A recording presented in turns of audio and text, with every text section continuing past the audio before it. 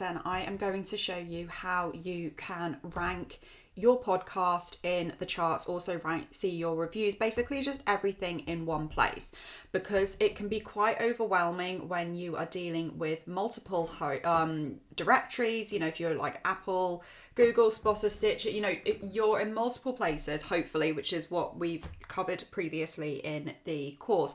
But what can be really, really overwhelming about that is actually having to go to every single different platform or directory in order to get your different stats together, because Buzzsprout is amazing, but it will only give you like collated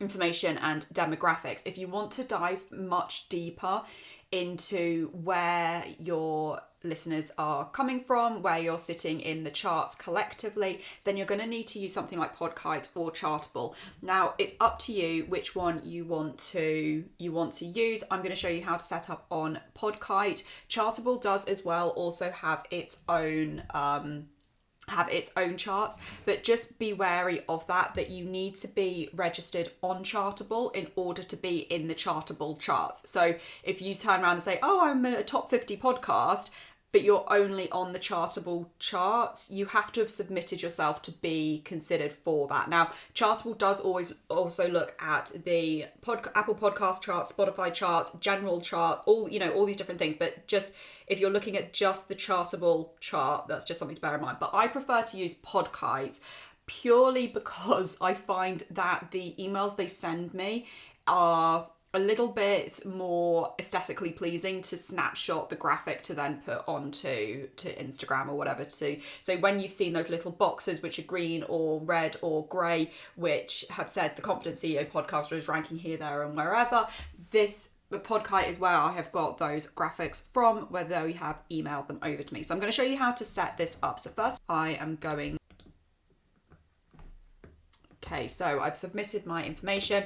This is showing me that I can sign up to something called Kite Links, where people will be submitted to my favorite app. Now, I really like these kind of links. Chartable also has one. What's amazing about this kind of link is that you will just have a link which will just be something like kite.link/your ending, as in, you know, your podcast name will be there. Or you can get one which is like chartable.com/ and then your podcast name.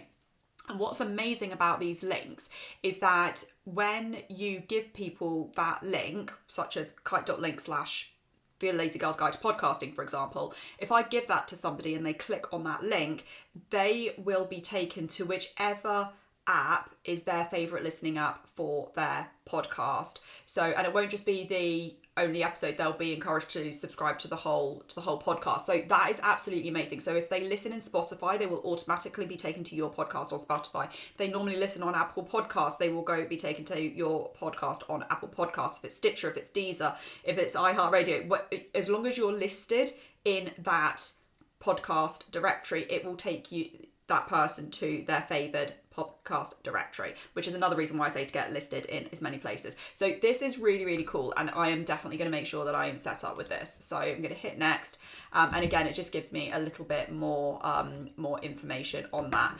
You might have noticed here it says you can upgrade, but that's only if you want a custom domain. And to be honest with you, if you are using this link, if you're putting this link in your link in bio or what have you, it really does not need to be customized, because, you know, it really just doesn't.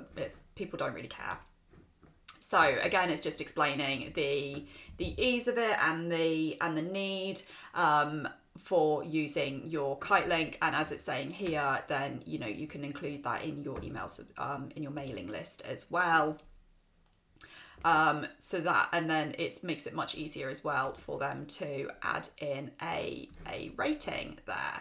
So really is trying to sell me it's not sell me, but tell me all of the benefits, which I'll leave you have a look at all of these benefits yourself. But all I would say is that it is much better to just have one link, in my opinion. I think it's very, very beneficial. So it's now taking me through to all of the different plans. I am not going to pay for any of them, so I'm just going to click out of there. Now we're going to go to add a podcast and track a new podcast. I'm going to start typing this in. Girl's Guide to... Oh, helps if I can spell my own show, doesn't it?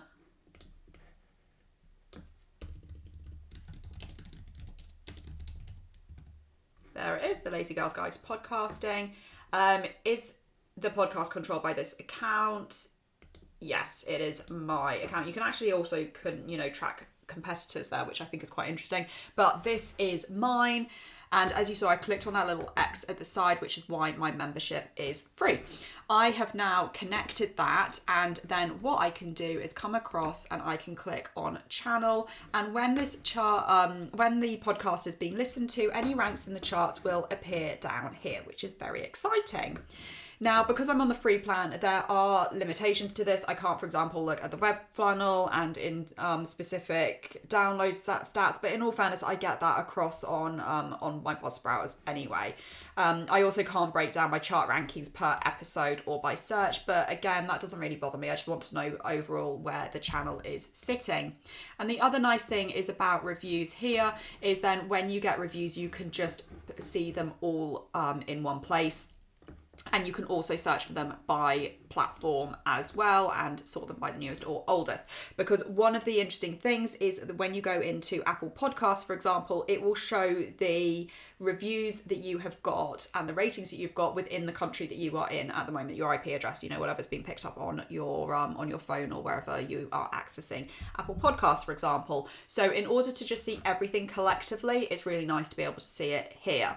Now, if we go across to links with Kite Links, what I was talking about earlier, your one link to rule them all, essentially, that has appeared up here. So I can just press copy for that link, and then I'll just show you, if I paste that into a new tab, then you can see that it will take me wherever I normally listen. So I can just hit Apple Podcasts and look at that. Open up the podcasts, and there it is, which is very, very exciting.